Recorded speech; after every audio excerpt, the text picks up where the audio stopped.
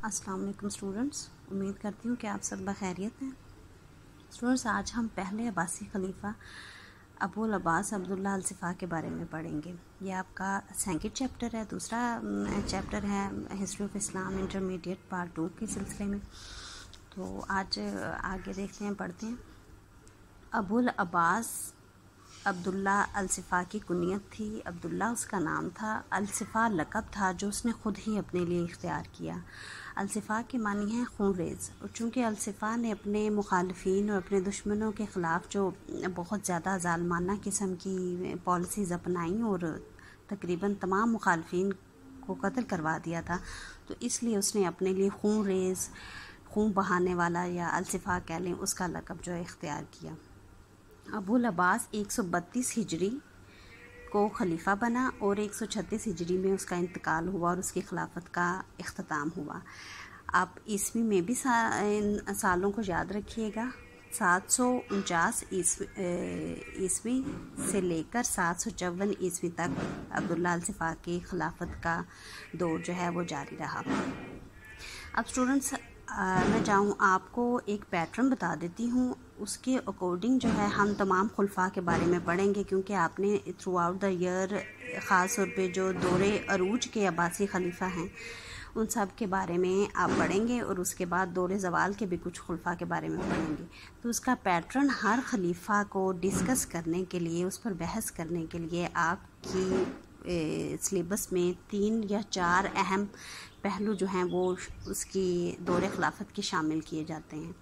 सबसे पहला पहलू जो होता है वो है उसके खलीफा के इब्तदाई हालात या तारुफ कह लें आप। उसमें आप देखते हैं उसकी शख्सियत, उसकी तालीम के बारे में, फिर उसको किन हालात में खिलाफत मिली और उसने पहला खुतबा और लोगों ने किस तरह से उसकी बैत की।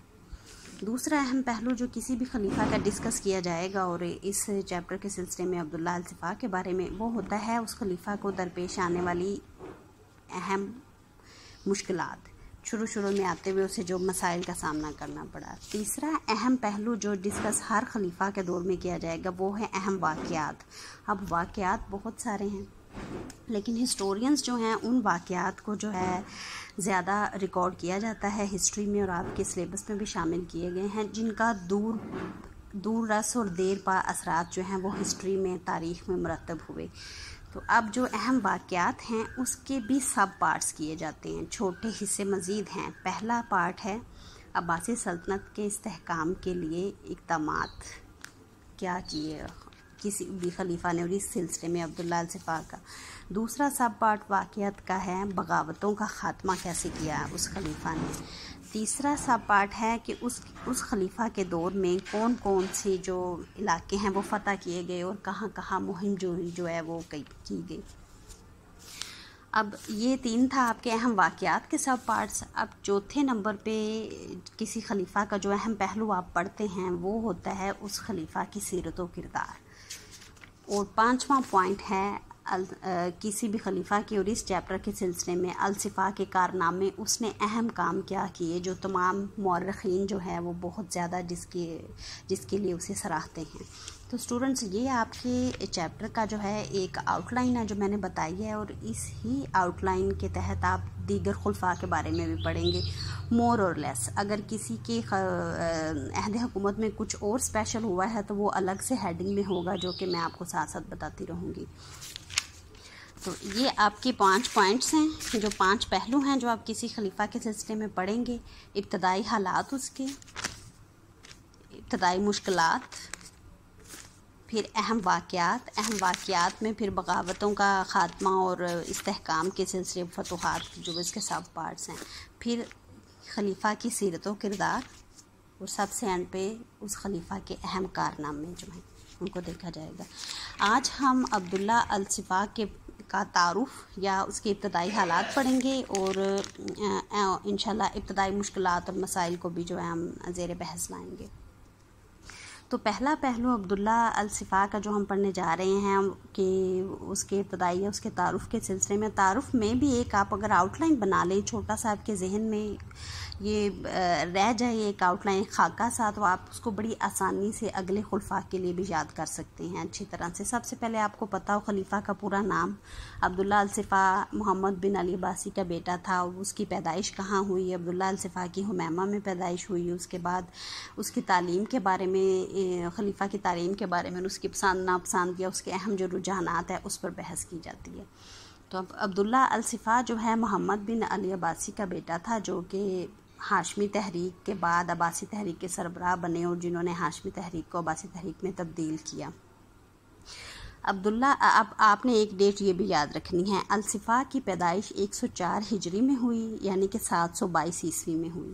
132 ہجری میں اس کو خلافت ملی۔ عموماً MCQs یا شورٹ کوسچنز میں اس طرح سے کوسچن آ جاتا ہے کہ عبداللہ الصفا نے کتنی عمر میں خلافت سنبھالی، تو اسٹوڈنٹس عموماً گھبرا جاتے ہیں کہ ہماری تو بک میں یہ بتایا ہی نہیں گیا ہے۔ تو آپ اگر یہ میتھمیٹکس کریں کہ 104 ہجری میں وہ پیدا ہوا اور 132 ہجری میں اسے خلافت ملی، تو مطلب تقریباً عبداللہ الصفا 27-28 سال کی عمر میں خلیفہ جو ہے وہ بنا۔ اب الصفا کے بارے میں کہتے ہیں کہ اس کی ایجوکیشن پہ بہت زیادہ توجہ دی گئی، اور وہ بڑا ایجوکیٹڈ اور بڑا اچھے ٹیسٹ کا، اعلیٰ ذوق کا مالک انسان تھا، اور اس نے احادیث کا علم بھی حاصل کیا۔ اور ایک امپورٹنٹ بات یہ بتاتے ہیں کہ وہ اپنے بھائی ابو جعفر منصور سے چھوٹا تھا، جو کہ اگلا خلیفہ بنتا ہے، لیکن اس کو عبداللہ الصفا کو پہلا خلیفہ اس لیے بنایا گیا کہ ایک امپورٹنٹ جو عباسی تحریک کے سربراہ ہیں محمد صادق خراسانی، انہوں نے پہلے ان کو جو ہے نامزد کیا تھا کہ ہم پہلا خلیفہ جو ہے عبداللہ الصفا کو بنائیں گے، اس لیے ان کو خلیفہ بنایا گیا۔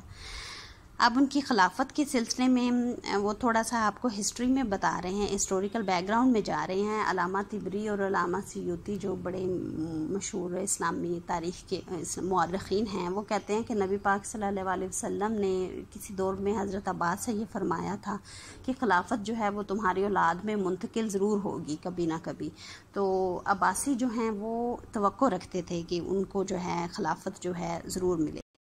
آل رائٹ، عبداللہ الصفا کو جیسے ہم بتا رہے تھے کہ محمد بن علی عباسی نے جیسے ہی کامیابی حاصل کی بنو امیہ کے خلاف، تو فوراً جو ہے عبداللہ الصفا کی جو ہے وہ بیعت لے لی گئی تھی۔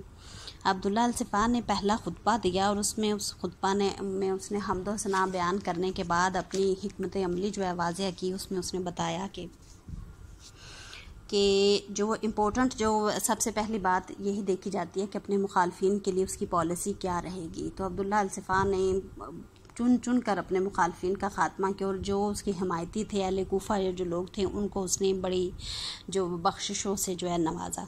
تو ان کا جو تھوڑا سا جو خطبہ کی ایک دو جو پہلو امپورٹنٹ ہیں انہوں نے بتائے، اس کو آپ نے اچھے سے دیکھ لینا ہے۔ اب آپ کا جو دوسرا پوائنٹ ہے، دوسرا پہلو ہے پہلے عباسی خلیفہ عبداللہ الصفا کو جو جانچنے کے لیے، وہ تعارف کے بعد وہ ہے ابتدائی مشکلات اور اس کو مسائل کیا کیا سامنے جو آئے ہیں۔ بنو امیہ کی تحریک کے خلاف جو ہے عباسی تحریک کامیاب ہو گئی۔ اس پہ کامیاب ہونے میں ایک بہت بڑا ہاتھ اس وجہ کا بھی تھا کہ عرب جو ہیں وہ قبائلی تعصب کی بنیاد پر ایک دوسرے سے لڑتے جھگڑتے رہتے تھے، لیکن جیسے ہی عباسیوں کو خلافت ملی اور انہوں نے دیکھا کہ عباسی جو ہیں وہ فارسیت کا رنگ لے کر آ رہے ہیں اسلامی تاریخ میں اور اسلامی کلچر میں، تو تمام جو چھوٹے چھوٹے عربی قبائل تھے انہوں نے عربیت کی بنیاد پہ جو ہے وہ اکٹھا ہونا شروع کر دیا۔ تو یہ ایک بہت بڑا خطرہ تھا عباسیوں کے لیے اپنی سلطنت کو جو ہے سنبھالنے کے لیے۔ تو اس طرح سے انہوں نے جو ان کے لیے جو سب سے بڑا چیلنج جو ہے وہ تمام عربوں کا جو مل جانا ہے وہ جو ہے ثابت ہوا۔ دوسرا اہم چیلنج، بنو امیہ کے بہت سے جرنیل اور گورنرز جو ہیں وہ ابھی موجود تھے، اگرچہ کہ بنو امیہ کے خاندان کا اور قریبی رشتہ داروں کا یہ خاتمہ کرتے جا رہے تھے، لیکن کچھ سندھ کے گورنر منصور بن جمہور اور اس طرح کے بہت سے بنو امیہ کے گورنرز تھے جنہوں نے ان کو قبول کرنے سے انکار کر دیا تھا، عباسی خلافت کو قبول کرنے سے۔ تو یہ اپنی حکومت کی رٹ قائم کرنے کے لیے اور اپنے آپ کو منوانے کے لیے یہ ایک بہت بڑا مسئلہ تھا بنو عباس کے لیے، خاص طور پہ عبداللہ الصفا جو پہلے خلیفہ کے لیے، کہ وہ ان گورنرز اور جرنیلوں کو اپنی جو ہے دائرہ کار میں لے کر آئے۔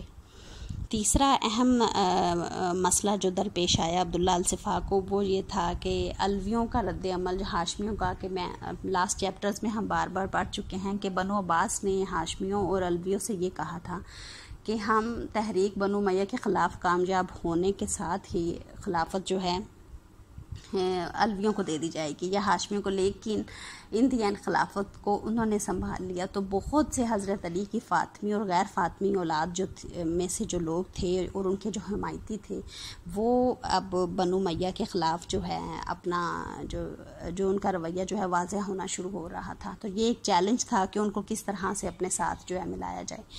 چوتھی مشکل جو پیش آئی عبداللہ الصفا کو کہ اس کی اپنی گورنمنٹ میں، اس کی اپنی حکومت کی صفوں میں بہت سارے لوگ تھے جو اہل بیت یعنی کہ ہاشمیوں سے جو ہے بڑی محبت رکھتے تھے اور ان کے سپورٹر تھے. ایک ان کا اپنا ایک ان میں بہت مشہور شخصیت تھی جس کا نام تھا ابو سلمہ خلال. ابو سلمہ خلال جو ہے وہ ہاشمی تحریک میں بھی پیش تھا. جب یہ عباسی تحریک میں تبدیل ہوئی تو تب تک بھی ابو سلمہ خلال کی جو ہمدردیاں تھیں وہ اہل بیت یا ہاشمیوں کے ساتھ تھیں. لیکن عبداللہ الصفا نے جب خلافت سنبھال لی تو یہ اس کے لیے ایک بہت بڑا چیلنج تھا کہ وہ کس طرح سے یہ گورنمنٹ میں موجود جو لوگ ہیں ان کو اپنی طرف کرے. تو اس کے لیے اس نے سب سے پہلے اس معاملے میں پالیٹکس کا اور مصالحت کو مد نظر رکھتے ہوئے ابو سلمہ خلال کو اپنا پہلا وزیر بنا دیا، جس کی وجہ سے اس کا لقب جو ہے وزیر آل محمد بھی جو ہے کہا جاتا ہے. ابو سلمہ خلال نے پہلے تو تھوڑی سی مزاحمت کی، لیکن ان دی اینڈ عباسی خلیفہ عبداللہ الصفا کی بیعت کر لی. آگے دیکھیں پانچواں جو ہے اس کے لیے اہم فارسی ایرانی جو ہیں ان کی جو نیشنلسٹک قسم کے ان کے جو قوم پرستانہ جذبات تھے کہ وہ اپنے آپ کو بڑی تہذیب سمجھتے تھے عربوں سے. اب اس کو انہوں نے اپنی تحریک کو کامیاب کروانے کے لیے تو عباسیوں نے اچھی طرح سے استعمال کیا، لیکن یہ ایک چیلنج ان کے لیے بن سکتا تھا کہ کل کو یہ نہ ہو کہ ایرانی سارے ہمیں بھی عربی سمجھنے کی وجہ سے ہمارے خلاف جو مزاحمتی تحریک جو ہے اس کو چلانا شروع کر دیں. اگلا چیلنج دیکھیں خوارج کے بارے میں. اسٹوڈنٹس آپ فرسٹ ایئر میں بڑے ڈیٹیل میں پڑھ چکے ہیں کہ خوارج کے بڑے ڈیفرنٹ قسم کے پولیٹیکل ویوز تھے، ان کی اپنی پولیٹیکل فلسفی تھی جس کا آخری جو نقطہ ہے وہ اینارکزم یعنی کہ انارکی اور انتشار پہ بھی جا کے ختم ہوتا ہے. تو خوارج نے تقریباً تمام جو اہم جو خلفاء تھے ان کے خلاف جو ہے مزاحمتی تحریک جو ہے وہ جاری رکھی. تو اسی طرح عبداللہ الصفا کے لیے ان کا خاتمہ کرنا یا ان کو ڈیل کرنا ایک بہت بڑا چیلنج تھا. پھر امپورٹنٹ بات ہے کہ بڑے عرصے سے جنگ چل رہی تھی، بغاوتیں تھیں، بڑے عرصے سے انتظامی انتشار اور ٹوٹ پھوٹ کا شکار ہو چکا تھا. تمام سسٹم جو ہے نئے گورنرز، نئے جرنیل مقرر کرنے پڑ رہے تھے، نئی کمیونیکیشن کے ذرائع رکھنے پڑ رہے تھے. تو یہ سارے انتظامی ڈھانچہ کو جو ہے اس کو کنٹرول کرنا ایک بہت بڑا چیلنج، ایک بہت بڑا مسئلہ تھا عبداللہ الصفا کے لیے. ایک اور آخری جو اس سلسلے میں ہم ٹاپک پڑھیں گے عبداللہ الصفا کی جو ابتدائی مشکلات میں سے، وہ ہے بدامنی و لاقانونیت. کیونکہ ایک لمبے عرصے تک جنگ اور آپس کا انتشار اور تنازعات کو دیکھ رہے تھے مسلم خلافت کے جو جتنا بھی ایریا تھا. تو اس سلسلے میں اب امن قائم کرنا اور نئی طرح سے قانون سازی کرنا، نئے قاضی مقرر کرنا، نئی عدالتیں دور دراز کے ایریاز تک میں جو امن و سکون اور قانونیت کو اور حکومت کی ریٹ کو جو ہے اس کو برقرار رکھنا، بحال کرنا ایک بہت بڑا چیلنج تھا، جس کو اب سلسلے میں انہوں نے اقدامات کیا کیے ہیں وہ اسٹوڈنٹس ہم انشاءاللہ کل پڑھیں گے. آج کا آپ کا لیکچر یہیں تک تھا. اور میں آپ کو ایک صرف دینا چاہوں گی تھوڑا سا ہوم ورک. آپ نے یہ جو آؤٹ لائن میں نے آپ کو بتائی ہے کسی بھی خلیفہ کو پڑھنے کے سلسلے میں کیا کیا پہلو ہیں جو میں نے آپ کو 5 تقریباً بتائے ہیں. ابتدائی حالات ہیں، ابتدائی مشکلات ہیں، اہم واقعات ہیں، ان کے آگے پارٹس ہیں، اور الصفا کی سیرت و کردار ہے اور اس کے کارنامے ہیں. آپ نے صرف اس آؤٹ لائن کو لکھ کر یاد کرنا ہے کہ کسی خلیفہ کو پڑھنے کے سلسلے میں کون سے پہلو جو ہیں وہ ہر چیپٹر میں دیے گئے. تو اسٹوڈنٹس یہ تھا آپ کا آج کا لیکچر. انشاءاللہ کل ملتے ہیں پھر. اللہ حافظ.